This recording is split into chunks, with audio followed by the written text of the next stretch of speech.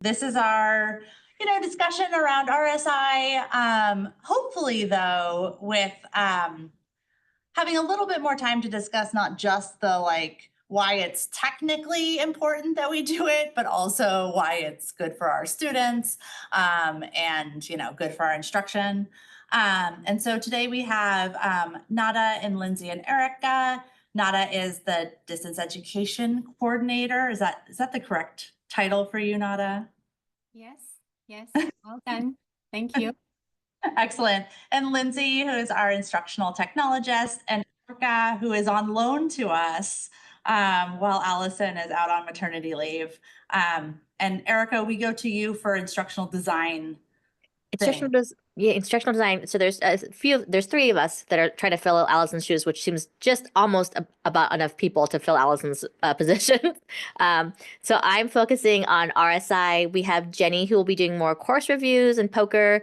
And so she's doing more general ID work. And then we have Terry Hannon, who is also doing ID work, and she's kind of working on building out the repository and things like that. But you can also So we're all kind of here in support, but each of us sort of focusing on different areas.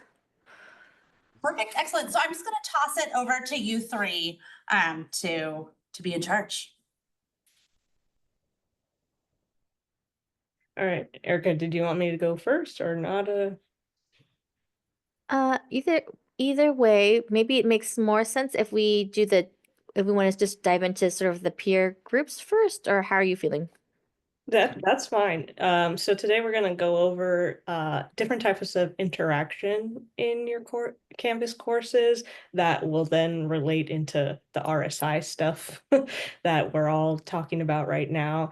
My portion of it's going to be peer-to-peer interaction. So it's not necessarily the RSI piece, because RSI is instructor to student interaction. So I'm going to quickly go over one of the ways you can have students interact with each other, and then Erica and Nada are going to go over the fun RSI stuff with y'all. Okay, so let me share my screen. You can follow along too. I'm not sure how many of you have used peer review assignments in Canvas. If any of you have, you can put a thumbs up, or I don't think they have a thumbs down here, but let me go into one of my Canvas courses. So the way peer-to-peer assignments work is they're just like regular assignments. You create it the same way as you would any other assignment, but there's a key setting that you would have to enable. And so if I have one already created, an assignment set up here, and if I go into it, I've given some instructions, which is kind of recommended when you're creating peer review assignments, because sometimes students just see assignments and they think if I submit something, then I'm done. But that's not the case, because they submit technically twice to the same assignment. So if I go into the settings here, as if I'm an instructor, I have all the normal settings, instructions, points, but the main thing here is going to be down at the bottom. It's called the peer review. By default, this will be unchecked, but once you check it, then you get some additional options.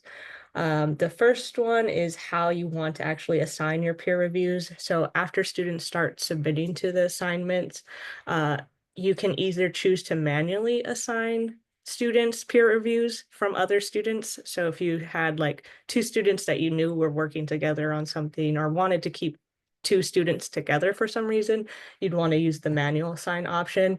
But if you didn't care, and the least I guess work you could say is to choose automatic assignments, and that it will allow you to choose a date when Canvas will automatically pair students together to start looking at each other's work.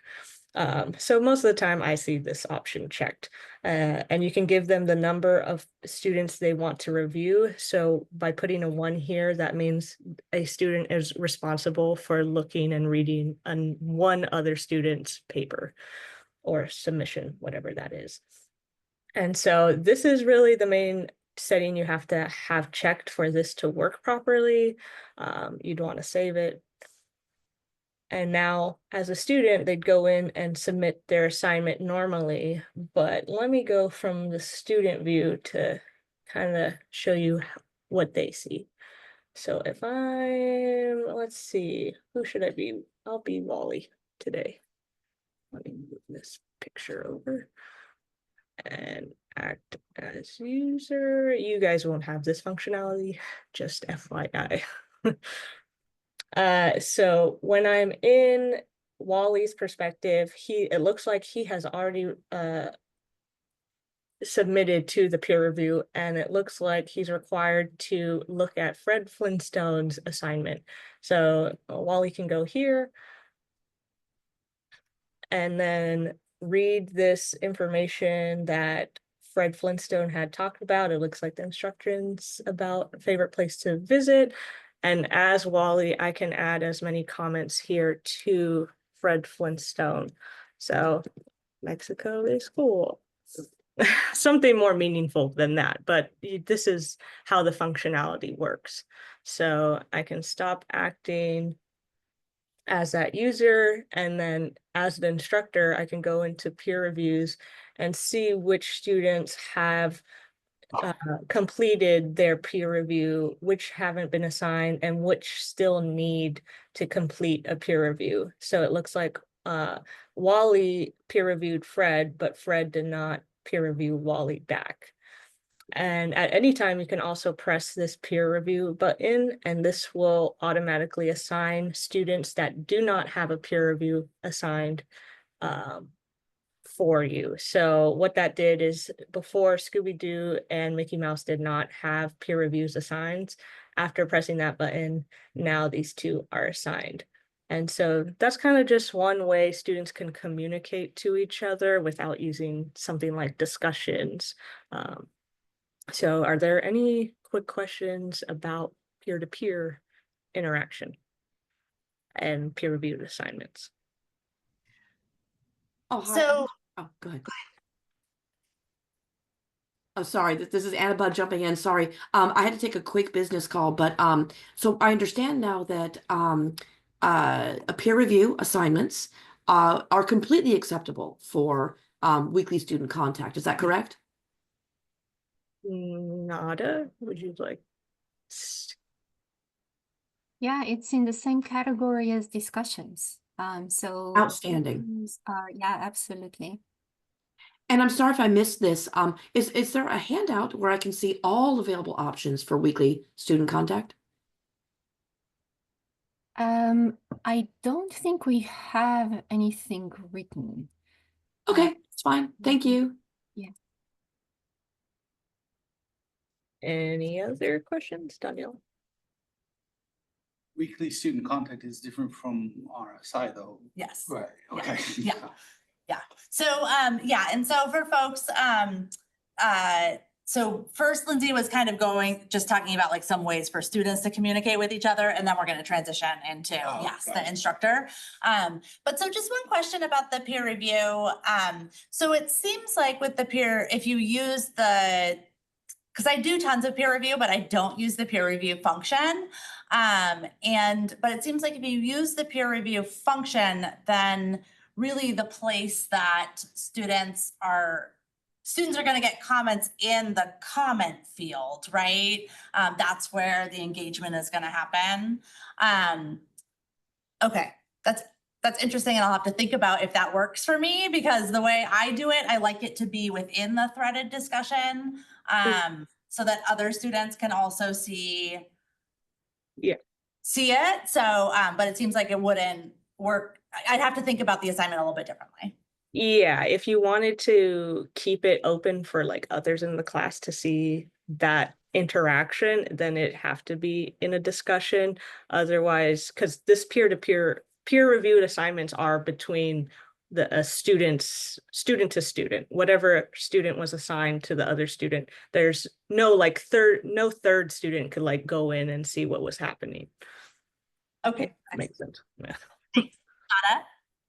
I just wanted to add that there can be an overlap between student to student and instructor to student interaction. So just like an instructor can chime into a discussion, an instructor can chime into the peer review and then also contribute substantive comments. So comments that are associated with the material covered. Right. So, and it's important for the instructor who does that kind of RSI to communicate that in communication plan. Just like I can participate in some discussions as an instructor, and that would be RSI. You know, I might stay out of some discussions, and that's just peer-to-peer communication. And it's the same with the peer review. I can either let just the students communicate, or I can insert myself into the peer review, and then that would be a component of the RSI.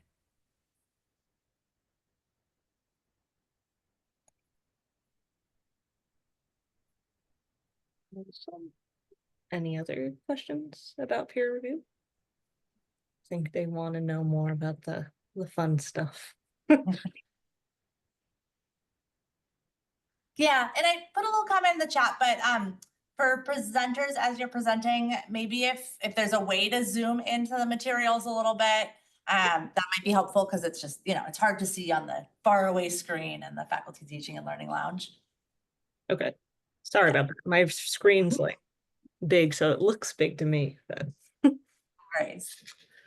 Okay, cool. Should we transition? Yeah. Now, do you want me to present the slide, and then I can just kind of, you can just let me know if you want me to move forward? Absolutely. Go ahead, Erica.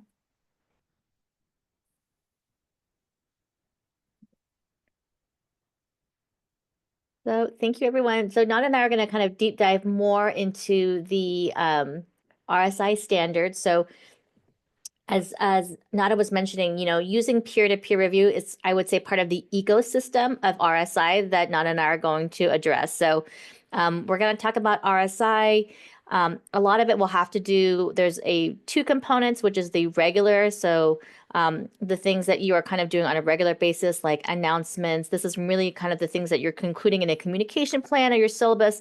And then there's the substantive interaction piece, which is a lot of the feedback. So, you know, we recognize that it's not going to be possible for you to be able to give substantive feedback to every student, every single assignment.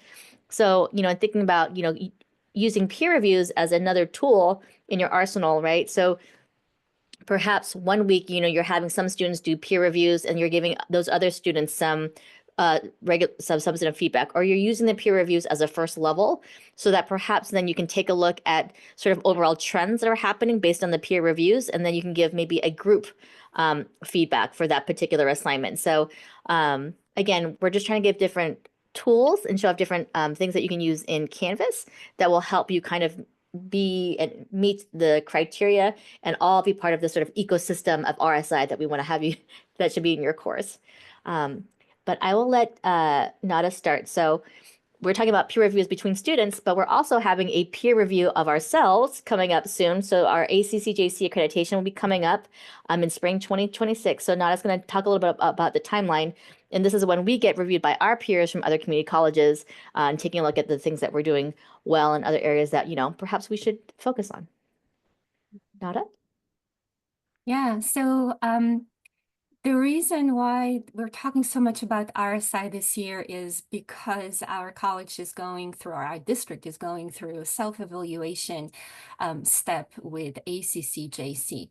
And so at the beginning of 2026, when the self-review is complete, the reviewers are going to come in and they're going to check certain areas of our work. And one big area is the RSI in specifically online courses, right? Because we've been including RSI in our courses, online courses, also hybrid courses for a long time. But now we actually have a more objective approach, including the RSI rubric. And so we're trying to reach every single instructor teaching online courses, both synchronous and asynchronous at Cañada, making sure that that all of the requirements for that review by ACCJC are met, and so that we hopefully pass with flying colors. And so we've started this process early.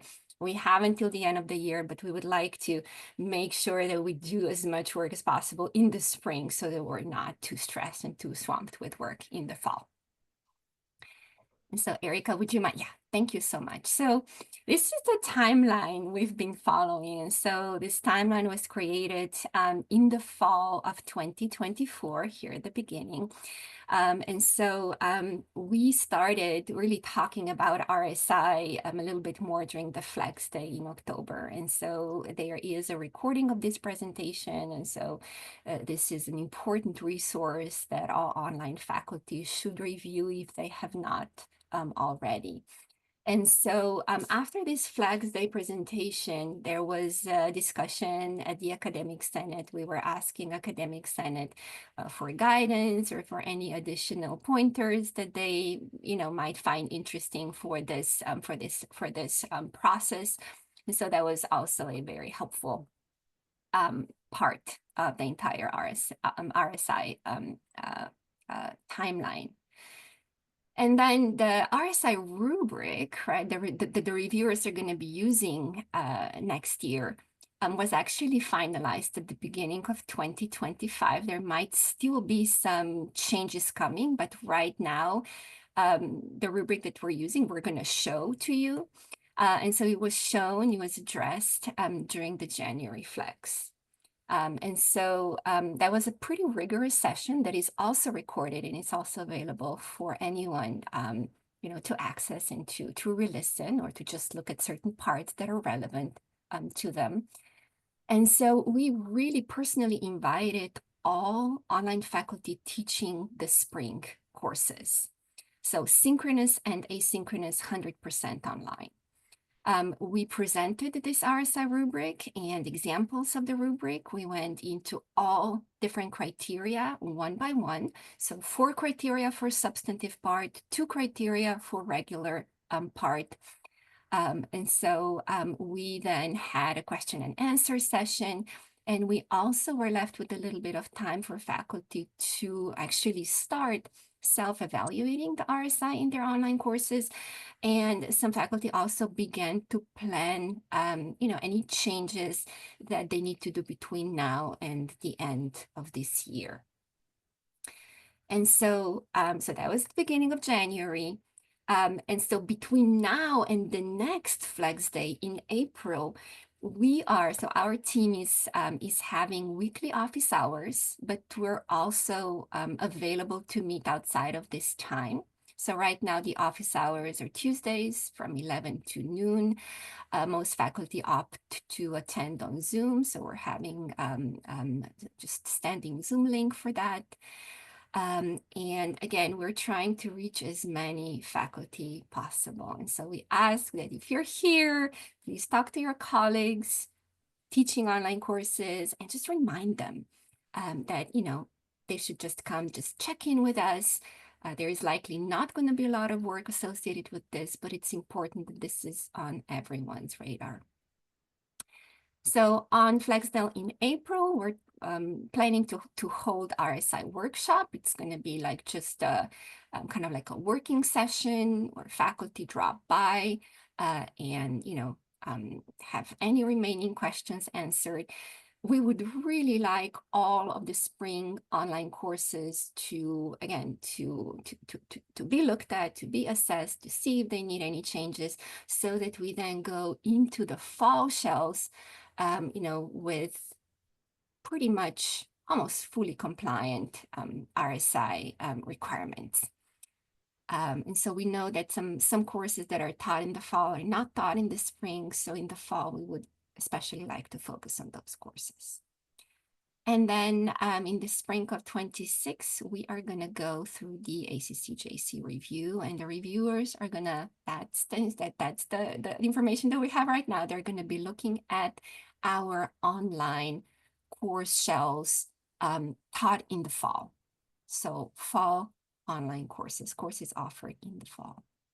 And so there's going to be a random course sample that's going to be looked at. And again, hopefully all the RSI in those selected courses looks great. And we have no further work to do. I have a question, but I'm not quite sure how to formulate it. So for spring 25, and I emailed you about in terms of format for self-assessment and so forth. If something is in progress, so you have something envisioned, but it's going to be implemented, it has not yet. Are you looking for, in terms of spring, especially after April, are you looking for the plan and what has been and what will be, or are you looking for it to be totally done? Because that's very different. I'm thinking about working a lot in the summer on Yeah. coming up And now. that's completely fine. If you self-evaluate, self-assess your course and make plans, it does not necessarily have to be finished in the spring, especially if you're planning to finish it in the summer. And so again, this is for the purposes of accreditation, but we would really like this to just become a common practice, looking at this rubric and making sure that all the courses are aligned, regardless if we're undergoing a review or not.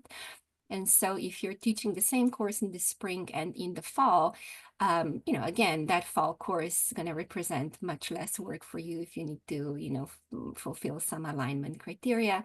But if the fall course, online course was not taught in the spring, then, it would be, good if you plan these changes in the summer and then really implement them so that you start again with the fully compliant RSI compliant course in the fall, so that you're not then scrambling at the end of the semester, trying to, make the changes that really it's going to be at the end of the fall, they're going to be hard to change if the course has already, it's finishing or has finished.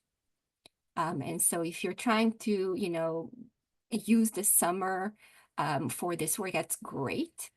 It's just important that, the thought process starts now, the planning starts, and so that, again, by the end of the summer for the fall courses, you know exactly how you're going to be conducting your RSI, so that, that is part of the evidence that the reviewers are going to be looking at in the spring 26.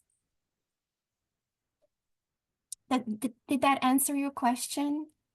Yeah, no, I'm just, I know not everybody teaches in the summer, but if you do, it's, what I think is gonna be helpful is you can come up with things and you can use summer and try them out and implement them before fall starts. If you happen to be teaching, I mean, that's kind of like, why not? And keep in mind, this is not something we're starting from scratch. If you teach an online course, most of these criteria you're already fulfilling. You are only really going to be, looking at the rubric, comparing your course with the rubric criteria and just really making those check marks. And if something is missing, you're going to make an alignment. But this is not, in most cases, going to represent a major workload. Okay. Are there any other questions about, maybe specifically about timeline for the time being? Does this all make sense? You know how to find us if you have questions about RSI, right? So either email me or Erica, come to the weekly office hours. It's good to know a little bit in advance how many people are coming so that we can best plan our time. But even if you just drop in with no notice, please do. And then again, we're happy to meet with you also outside of this office hour time.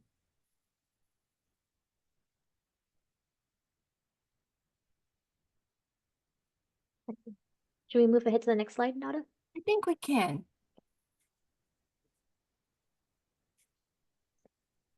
Donna, do you want to talk about this piece or do you want me to start talking?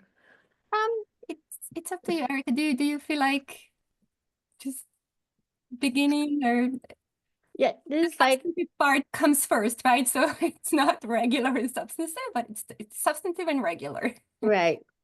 So, is it possible to zoom Yeah, I in can on see that a that. little bit? Yeah, I was trying to see if we can. This is a slide. Let's see. I don't know if it's because it's already taking full screen. But let me see if I can find.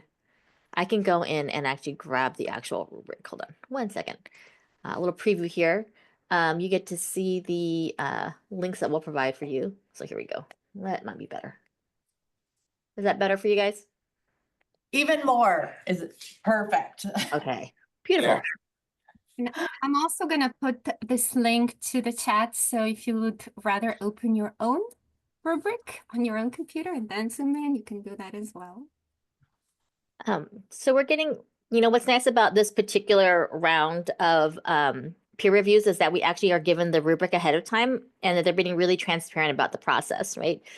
So this is a tool that the actual peer reviewer is going to use when they're going to take a look at our online courses. So we're going to look at the rubric in more detail so you can actually see the different criteria and how they have it sectioned off. But it's important for you to kind of have this top level view to understand. So this is the substantive and regular interaction rubric, right? And the first part is that they're going to focus on substantive. So instead of RSI, they're now referring to it as SRI. So you can know that the emphasis is on substantive piece. So that's what they're really trying to focus on. So there are 4 different ways that you can basically meet the standards for substantive interaction.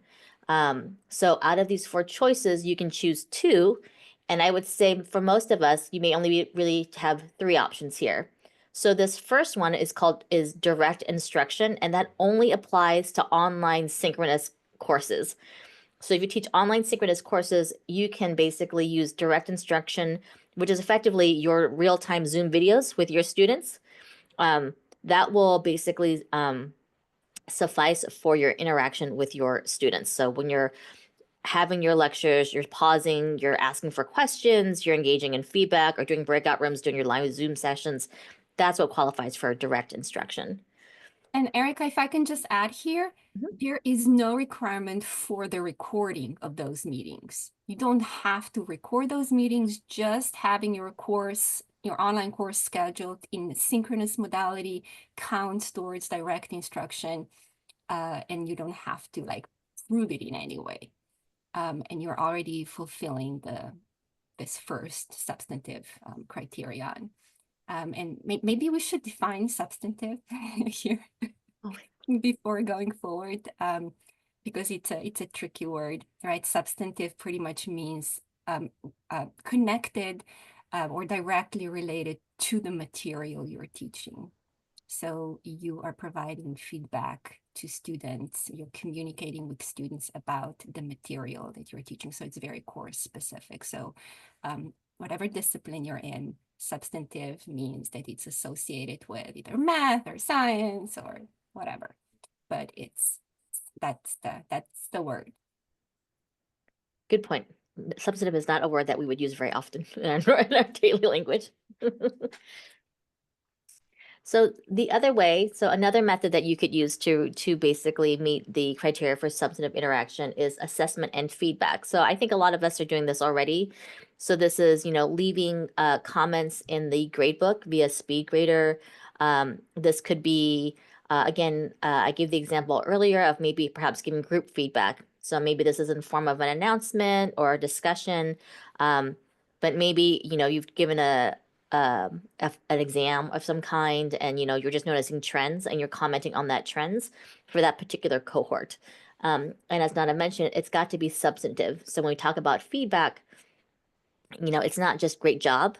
It really has to move the students' work forward or their understanding of the course material forward in order to be substantive. So if it's English, it's, how could they strengthen an argument or create a better transition? If it's, math or science, it's what is their thinking or logic in the formula, or what do they need to do? So it's very something specific with that particular assignment that's going to move them forward in acquiring a skill or knowledge in that particular area. Sorry.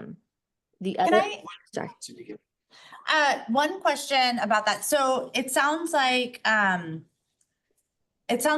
if you provide that feedback through email, that wouldn't necessarily be captured in the Canvas course. And so if you provide, because one of the things, like when I do collect my responses, after I sort of peer review a whole classes or look over a whole class's drafts, I capture like the most common issues and I send an email to the class saying that the assignments were graded and these are the things I noticed. But so in order for that to be captured, do I need to post those as announcements rather than send that as an email? Um, It can be an email, but it's better to use the Canvas inbox message because that's where everything's documented and that's what the reviewers are going to be using as the evidence.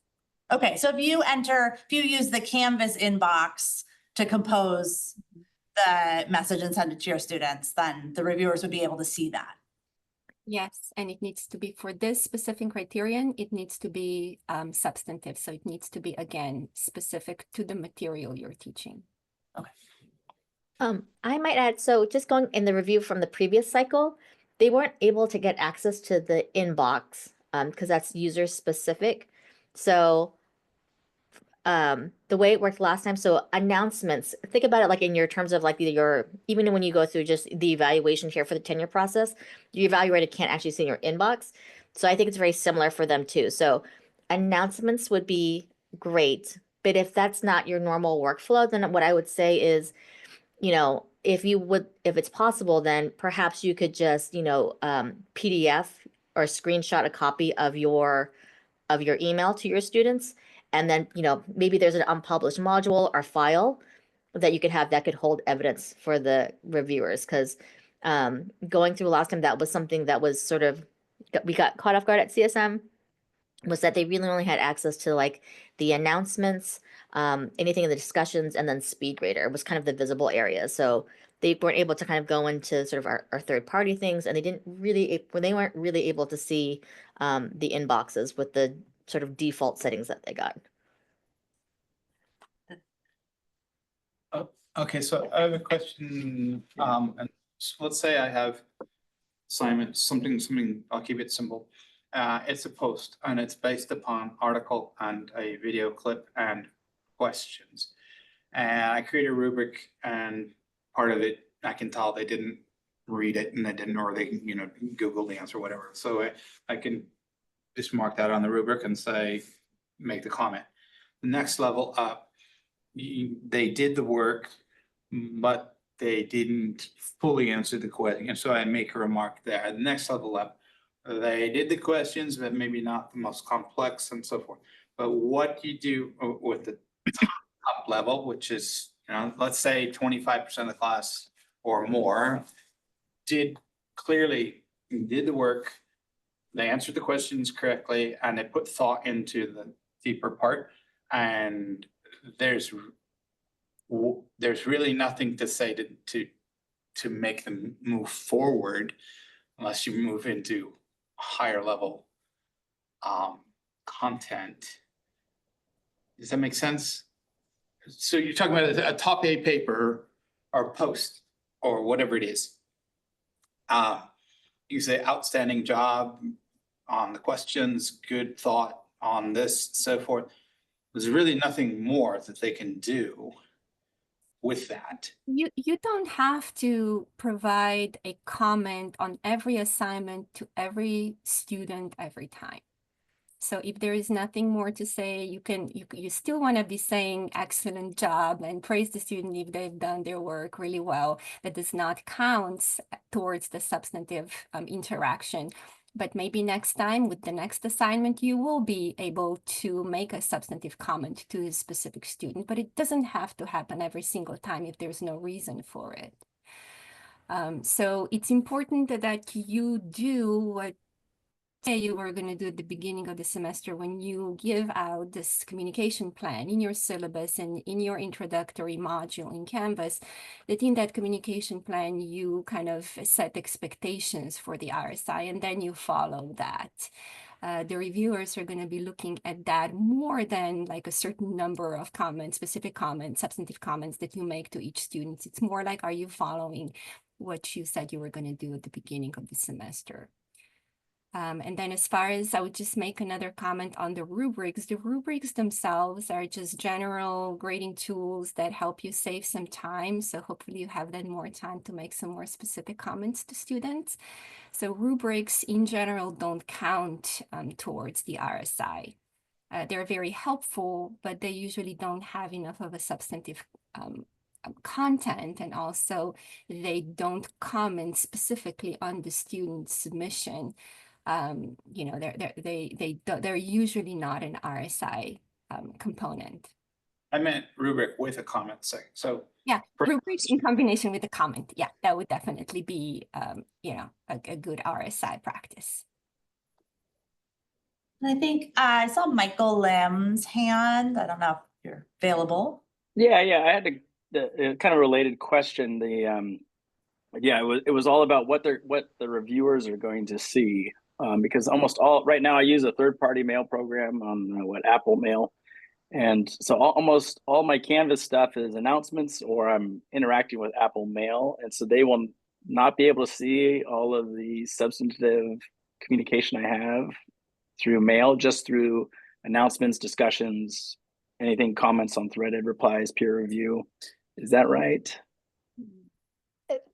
At least my experience, from my experience in the last round that happened 7 years ago, so a lot can change in 7 years. So maybe not I mean, I don't want to say no, but at least from what I was able to gather, a lot of it was what they're able to see just within Canvas in and of itself. So it was the speed grader comment field, it was the announcements and the discussions.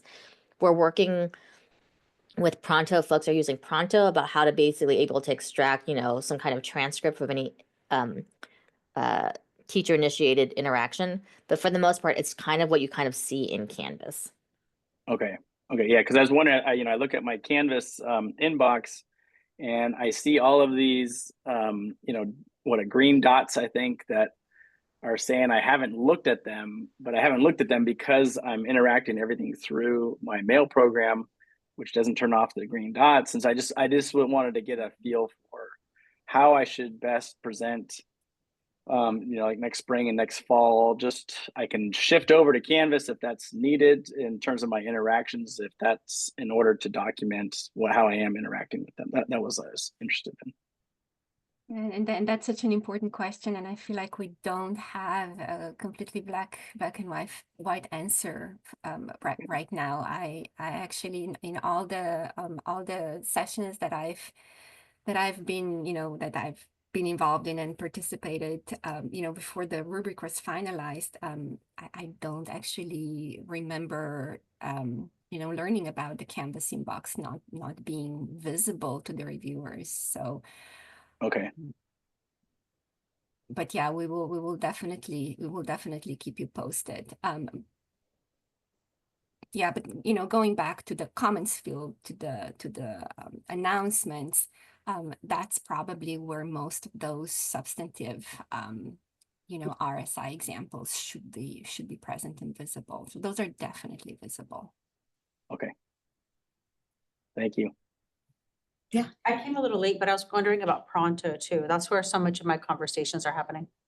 Yeah, and that was another question that we don't have a clear answer for about Pronto. Is that going to be accessible, visible to the reviewers or not?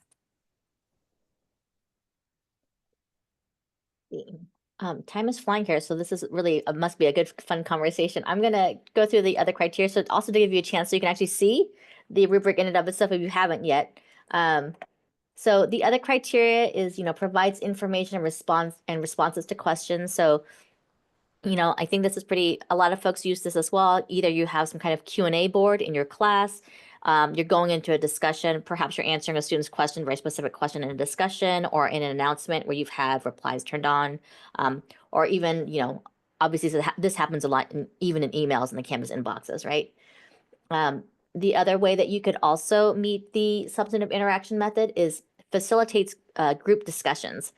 So if you are facilitating group discussions, if you are prompting deeper dialogue, so if you're having a discussion and you're inserting yourself in the discussion and guiding the conversation or redirecting it, right, so that the students can start to focus in more on some of the content, this is how you're also going to meet the substantive interaction piece. Nada, anything else to add for this piece? I don't. Are there any other questions about this 4 substantive criteria? Yeah, can you give examples for it's like one standard say provide information and responses to questions. I'm a math instructor. What I can do to satisfy this one? Yeah, so we have a slide deck from January Flex session that is full of examples. What is what is our RSI? What is not RSI at all? And then what's kind of like in the gray area and, you know, could be with some modifications. And so I will put that link to the slides into the discussion as well. And then maybe then we can move. we're also going to take a few minutes to take a look at the actual rubric. And so they have different criteria that will also help you. They've got some good guiding kind of questions to think about, or more specific language that can also help as well. So moving along. So again, this is the substantive interaction criteria here. And again, so out of these 4 columns, you have to be able to provide evidence of 2 in your course. The other part that we're going to be looking at is the regular interaction. And in this case, in the sort of, I don't know, greenish beige color, I'm not sure what I would call it, you must actually meet both criteria. So with this one, you have a little bit more choice. This one, you have to meet 2. So the first one is regular and predictable engagement. So a lot of that is what we, you know, talk about in QOTL 1, but it's your communication plan, right? So what are the regular things that you're doing in your listing? What are your announcements, your office hours, you know, how the sort of your feedback cycle for grading, right? So how often what is your turnaround time for your grading? So all those components that's happening on a more regular basis, right, is what that will meet that criteria. The other one is kind of interesting. Monitors success and engages students. So there's two pieces to that. That's the participation. How are you monitoring participation and student success in the course, right? So this is talking about, you know, when students are not participating, right? If you're looking at the new analytics tool in Canvas and you've noticed that there's a handful of students that haven't really checked in this week, you know, what is your process? What does that look like? How do you reach out to them? If a student misses an assignment, what is that process like? When do you start to engage in your student when they've missed 1 assignment, 2 assignments, if they got below a certain grade, they turned it in but scored a lower percentage? What do you do to kind of reach out to them, engage, and help them get back on track? So those are the 2 areas here that we have to meet in terms of the regular interaction piece. Any questions about that criteria? Area standard? Okay. Right now, I'm gonna have us go in. I'm gonna put this in the chat. But we have the actual criteria itself, the rubric. So I'm gonna give folks just a few minutes to kind of go through and read it. It's normally a PDF, but I made this one into a Google Doc. So hopefully you guys can have a chance to take a look at it. If we have more time, we can start to think about, you know, as a group, where might we put some of the things that we're already doing in a class, so we can start to figure out for ourselves where in the rubric on the continuum does this particular practice land. So the first part, as we mentioned before, it starts with substantive. Sorry, was there a question? Okay. I'm gonna let you guys have 5 minutes. So just to kind of read through the rubric. And then we'll come back as a group just to kind of get a debrief and get your first impressions or questions. For those in the room, Donella, what's the best thing to do? Do you want me to slowly scroll through, or can folks just click on the link in the chat? Sorry.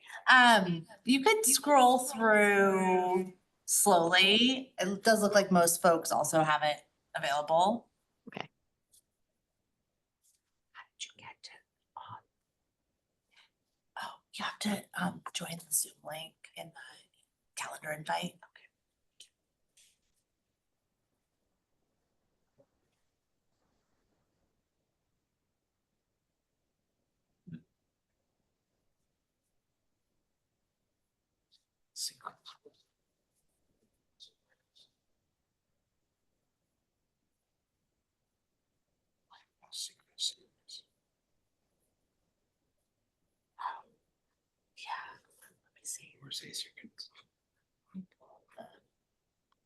Okay, yeah, so we have to get further.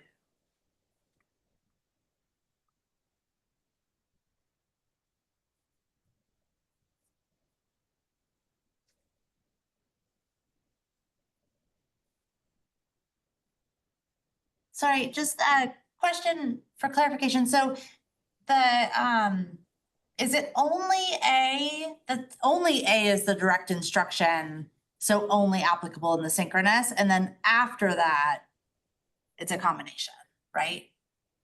Correct. So it's always going to be 2 under substantive interaction, right? So we have to choose 2 from this criteria, but A can only be utilized by an instructor who is teaching an online synchronous course. So they would then choose A and then very likely B, right? So that they are doing they're doing their actual real-time instruction, and then perhaps providing feedback in the gradebook. So then these are the 2 criteria that they would use. For anyone who's teaching online asynchronous, they're choosing some combination between B, C, and D.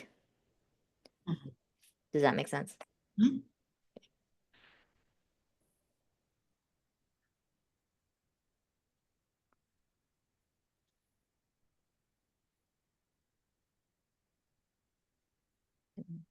Slowly move.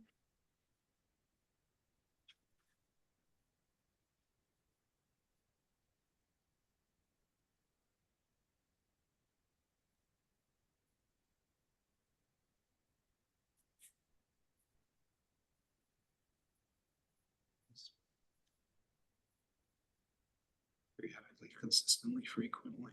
What does that mean?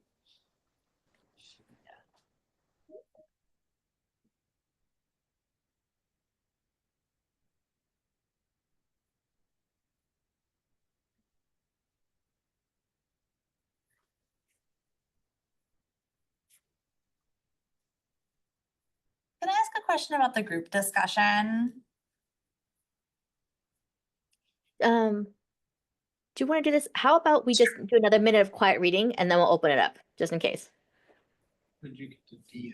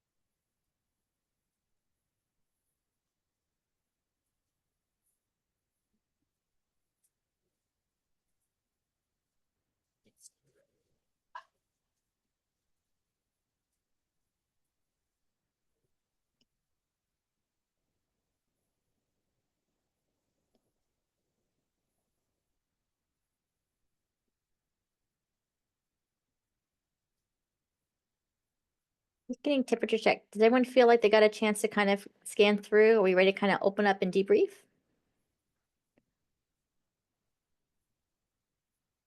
Thumbs up. Can't see. Raised hands. Awesome. Thanks, Lindsay.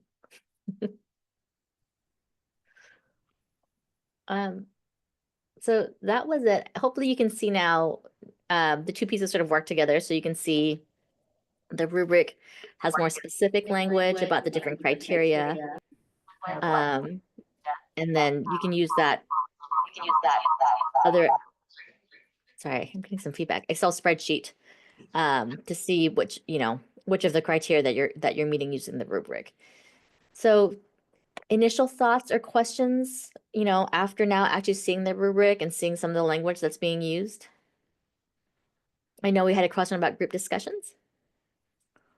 Yeah, I was just curious, for the group discussions, if the feedback needs to happen within the full group discussion, because I usually give individualized feedback on group work. And so I'm just wondering if, and some of that I could move, but of course, like some of it you don't want, you know, all the students to see. So yeah, what about that? I have my thoughts. I mean, not a hazardous, but I feel like that. So, you know, the criteria is a little bit interesting. I think it kind of can be two different areas, right? So if you're commenting to the student, right? Because it makes sense, maybe just in the actual comment field in SpeedGrader, then I feel then you're checking off the substantive interaction B, right? So I think it's assessing or providing feedback on students' work. And there are times when you might be actually engaging yourself in the actual conversation, right? The actual discussion. And then in which case, I think it's a little bit of D in my mind. Nada, what did you think? Yeah, you can fulfill a couple different criteria with discussions, right? Because you can summarize the discussion, problematic points, you know, not pointing out, you know, who said what in the discussion, and then just summarize that, post it in the announcement, which would count towards criterion B. And then you can make, you know, comments within the discussion, or even specific comments to the student when you're grading that discussion. And that's, you know, the first one is visible to everyone within the discussion, the second one only to the student you're grading for that discussion. So there could be, you know, again, fulfilling multiple criteria within the same assignment. Right, and you as the instructor will decide, you know, whether, you know, the comment you're making to the student, you know, to the student's contribution is okay to be seen by everyone, right? You certainly don't want to point out, you know, an incorrect thing that somebody said within the discussion, or, you know, it depends how you say it, right? To, you know, you know, to provide constructive criticism, right? It's not a criticism, but, you know, constructive comment that is not going to hurt anyone within the discussion.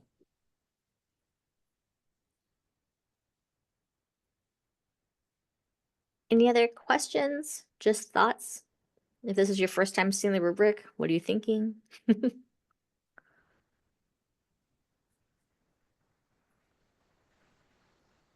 Okay.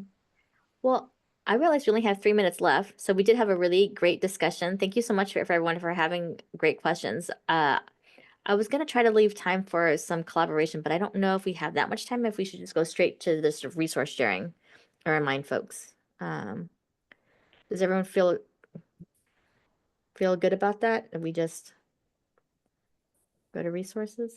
Yeah, I think that makes sense. Okay. So as you know, Nana mentioned, so this is there's 2 Flex Day recordings that have a lot of information already. So there's recordings from October, there's the recording from January with the slide deck. They've got a great presentation. It has lots of examples and really walks you through a lot of the stuff that we talked about today, and some more details and examples that you guys can utilize. The resources that you saw today that we used, so not only access to the actual PDF rubric, you have access to that Excel sort of spreadsheet table that we were going through at the beginning. I also included a link to this Google Doc. So if you want to start kind of playing around and doing your own self-evaluation using that, you can go ahead and type into the, you can make a copy and then start typing into that rubric and trying to figure out where you're kind of falling on that continuum. And if you don't, I mean, it is a first stab at a rubric. So anyone who's ever built a rubric knows that sometimes it's not always, you're like, well, I'm not one, I'm kind of this and that. So you may find when you're using the rubric, it's not quite clear. So you just do your best guess, and you can also just leave comments off to the side. And then we would love it if you might take that rubric and come drop by and visit us at our RSI hours. Again, there's Tuesdays, they're standing Tuesdays from 11 to noon. And come join us and either share your rubric or just share questions with us, and then we can kind of talk things through. And of course, if those office hours don't work for you, you can reach out to Nada or myself, and we were more than happy to meet with you on a day that works better for you. So thank you. Anyone? Any other questions? And for Mike, Nada, Lindsay, am I missing anything? I think we're set. Thank you, everyone. Please let us know if you need any kind of assistance with this.